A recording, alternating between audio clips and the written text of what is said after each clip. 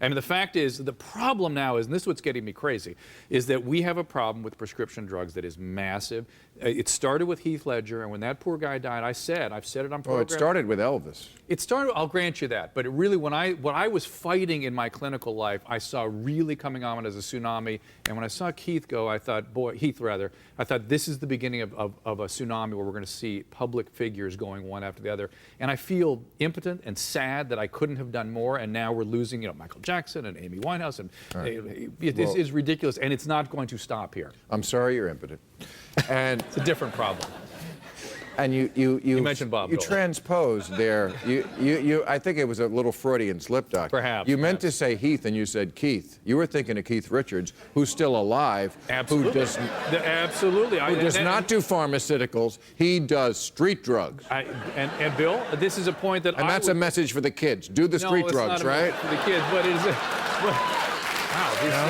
These guys like that message, evidently, but it's a point well taken, which is that think of all the rock stars from the 60s and 70s and 80s, absent IV heroin. If you were not an IV heroin user, which people die of that for sure. Keith was.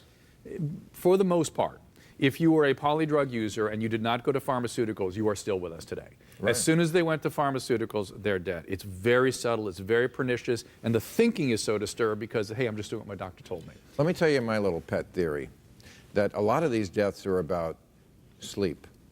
You know what, when you're a celebrity, especially on the order of Whitney Houston or Elvis Presley, you can pretty much get anything you want. I mean, Elvis famously fueled up the Lisa Marie and went to Denver for a sandwich once because he wanted a certain food that they only made there. Yeah. Elizabeth Taylor ordered the chili from Chasen's when she was in Rome. You can get anything you want. You can get sex, you can get food. The one thing you can't command, any of us, is sleep. Right. Michael Jackson couldn't command sleep. That's why, he was like, hey, Doc, I just want to take a little power nap. Hook me up with the Diprovan. Yeah. Elvis died of insomnia and trying to do that. Absolutely. It seems like when they die, it's from downers. It tends to be from that. The typical combo is alcohol, benzodiazepine, the Valium-like drugs, or the analgesic pain medication like opiate, Vicodin, and that kind of thing. But you're absolutely right. I mean, I was in Anderson Cooper the last couple nights, and both nights he mentioned, isn't it okay to take a little Ambien and a little alcohol? He himself was talking about what... To you personally? Well, on the air. I mean, I sort of said, Anderson, maybe we have to have a little talk about this. But the point is he was making... Did you say anything about poppers? He didn't mention...